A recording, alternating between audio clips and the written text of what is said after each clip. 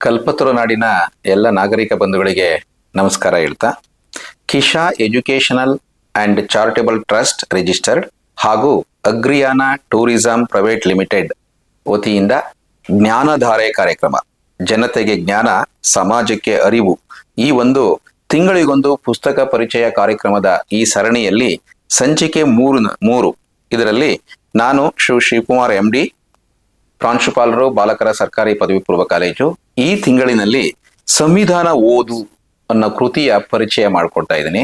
ಯಾಕೆಂದ್ರೆ ಈ ಜನವರಿ ತಿಂಗಳು ನಮ್ಮ ಸಂವಿಧಾನ, ಭಾರತದ ಸಂವಿಧಾನ ಜಾರಿಗೆ ಬಂದ ದಿನ 1950 ಜನವರಿ 26 ಗಣರಾಜ್ಯವಾದ ದಿನ, ಪ್ರಜಾರಾಜ್ಯ ದಿನ ಹಾಗೂ ಗಣರಾಜ್ಯೋತ್ಸವದ ಅಂಗವಾಗಿ ಈ ಜನವರಿ ತಿಂಗಳಿನಲ್ಲಿ ಈ ಒಂದು ನಿವೃತ್ತ ನ್ಯಾಯಮೂರ್ತಿಗಳು, ಹೈಕೋರ್ಟ್ ನ್ಯಾಯಮೂರ್ತಿಗಳಾದಂತಹ HN ನಾಗಮೋಹನ್ ದಾಸ್ ಬರೆದಿರ್ತಕ್ಕಂಥ ಈ ಒಂದು ಸಂವಿಧಾನ ಓದು ಪುಸ್ತಕದ ಪರಿಚಯವನ್ನ ನಾನು ಮಾಡಿಕೊಡ್ತಾ ಇದ್ದೀನಿ.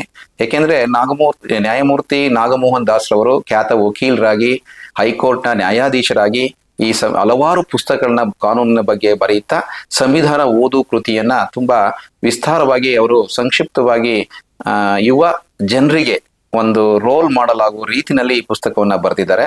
ಆ ಪುಸ್ತಕದ ಪರಿಚಯನ ಮಾಡ್ಕೊತಾ ಇದ್ದೇನೆ.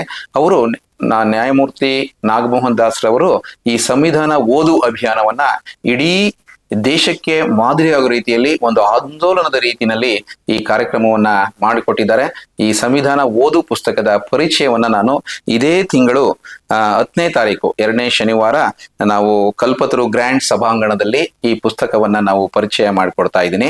ಹಾಗಾಗಿ ಎಲ್ಲ ಪುಸ್ತಕಾಭಿಮಾನಿಗಳು, ಓದುವ ಸಂಸ್ಕೃತಿಯನ್ನ, ಅಭಿರುಚಿಯನ್ನ ಹೊಂದಿರತಕ್ಕಂಥ ಆಸಕ್ತ ಯುವಕರು, ಹಿರಿಯರು, ಶಿಕ್ಷಕರು ಹಾಗೂ ಎಲ್ಲ ಪುಸ್ತಕ ಪ್ರೇಮಿಗಳು ಈ ಒಂದು ಪುಸ್ತಕ ಪರಿಚಯ ಜ್ಞಾನಧಾರೆ ಕಾರ್ಯಕ್ರಮಕ್ಕೆ ಆಗಮಿಸಿ ಈ ಕಾರ್ಯಕ್ರಮವನ್ನ ಯಶಸ್ವಿಗೊಳಿಸಬೇಕು ಅಂತ ನಾನು ವೈಯಕ್ತಿಕವಾಗಿ ಹಾಗೂ ಈ ಒಂದು ಕಿಶಾ ಎಜುಕೇಶನಲ್ ಅಂಡ್ ಚಾರಿಟಬಲ್ ಟ್ರಸ್ಟ್ ಹಾಗೂ ಅಗ್ರಿಯಾನ ಟೂರಿಸಂ ಪ್ರೈವೇಟ್ ಲಿಮಿಟೆಡ್ ವತಿಯಿಂದ ನಾನು ಎಲ್ಲರನ್ನೂ ಸಹ ನಾನು ಸ್ವಾಗತಿಸ್ತೀನಿ.